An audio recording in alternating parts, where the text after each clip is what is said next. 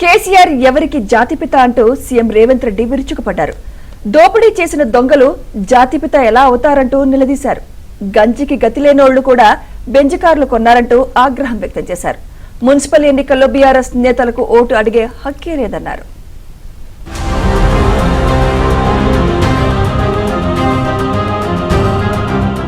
తెలంగాణలో జరిగిన అభివృద్ధిని చూసి మున్సిపల్ ఎన్నికల్లో ప్రజలు తీర్పివ్వాలని సీఎం రేవంత్ రెడ్డి విజ్ఞప్తి చేశారు. మున్సిపల్ ఎన్నికల్లో కాంగ్రెస్ పార్టీకి ఎదురులేదని స్పష్టం చేశారు.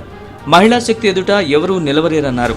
గతంలో ఒక్క కొత్త రేషన్ కార్డు అయినా ఇచ్చారా అంటూ గత ప్రభుత్వాన్ని రేవంత్ ప్రశ్నించారు. తమ ప్రభుత్వం లక్షలాది మందికి కొత్త రేషన్ కార్డులు మంజూరు చేసిందని గుర్తు చేశారు.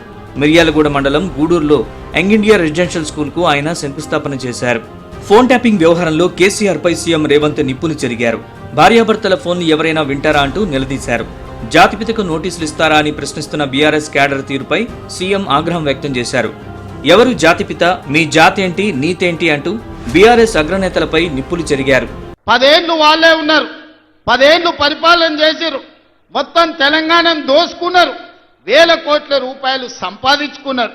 ఆస్తులు సంపాదించుకుంటే పర్వాలేదు, 7 అంతస్తుల మేడలు కట్టుకుంటే పర్వాలేదు, కానీ పెళ్ళా మొగుడు ఫోన్లలో మాట్లాడుకుంటే కూడా ఫోన్లు విన్నారా? ఇంత సిగ్గు తప్పినోడు ఎవడన్నా ఉంటాడా?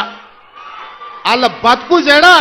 పెళ్ళా మొగుడు మాట్లాడుకుంటే కూడా జోలి ఇంట ఆడా ఎవడన్నా?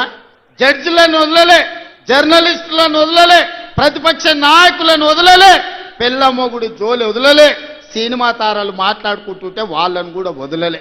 ఎవడు ఏది మాట్లాడుకున్నా వాని ఫోన్లలో ఏం మాట్లాడుకుంటుండో వీడికి ఎందుకయా? ఈడేమన్నా మనిషేనా? అసలు మానవ జన్మ ఎత్తడానికి అర్హత ఉందా? మంది ఫోన్ తినేటోడు అసలు మనిషా? అన్నం తినేటోడు ఎవడన్నా పిల్లమ్మగుడు మాట్లాడుకునేది వింటారా? అట్లాంటి సన్నాసులకు మన పోలీసు వాళ్ళు నోటీస్ ఇచ్చారు. మా జాతిపితకు నోటీస్ ఇస్తారని. ఎవరికిరా నువ్వు జాతిపితవు? ఎవడు నీ జాతి? వినోద్రావు నీ జాత? ఎర్రబల్లి దయాకరావు నీ జాత? కుక్కడపల్లి కృష్ణారావు గారు నీ జాత? లేకపోతే తన్నీరు హరీష్ రావు గారు నీ జాత? నీ జాతికి పిత ఉండొచ్చు, మాకు మా నల్గొండకో లేకపోతే మా పాలమూరుకు నీ జాతితో ఏం పని? నీ జాతి ఏంది? నీ నీతేంది? నీలాంటోడు జాతి పితయి పెళ్ళ మొగుడు జోలి పెట్టుకుంటే కూడా ఫోన్ లేనే సన్నాసి నువ్వు జాతి పితవంటే ఎవడన్నా ఉంటే ఆత్మహత్య చేసుకుంటాడు, బాయిలో దుంకి చచ్చిపోతారు. సిగ్గుతోని తల వంచుకోవాలి. దోపిడీ చేసిన దొంగలు జాతిపిత ఎలా అవుతారంటూ సీఎం సూటిగా ప్రశ్నించారు. 1000 ఎకరాల్లో ఫామ్ హౌస్ నిర్మించుకున్న మీలాంటోళ్లని జాతిపిత అంటే ఆత్మహత్య చేసుకుని చావాలని సెటైర్లు వేశారు. మన పోలీసోళ్ళు పిలిచినప్పుడు హరీష్ రావును, కేటీఆర్ని అందరినీ ముఖానికి ముసుగు తోడికి పట్టుకొచ్చేది ఉండే, లేకపోతే ముఖానికి మసి ఊసి పట్టుకొచ్చి పోలీసుల ముందర పెట్టేది ఉండే. పోలీసోళ్ళు మంచోళ్ళు కాబట్టి ఏమనలేదు. మా జాతిపితకు నోటీస్ ఇస్తావా? మా జాతిపితకు నోటీస్ ఇస్తే తెలంగాణ సమాజానికి అంత ఇచ్చినట్టే అంటాడు. అట్లనే అనుకుందాం.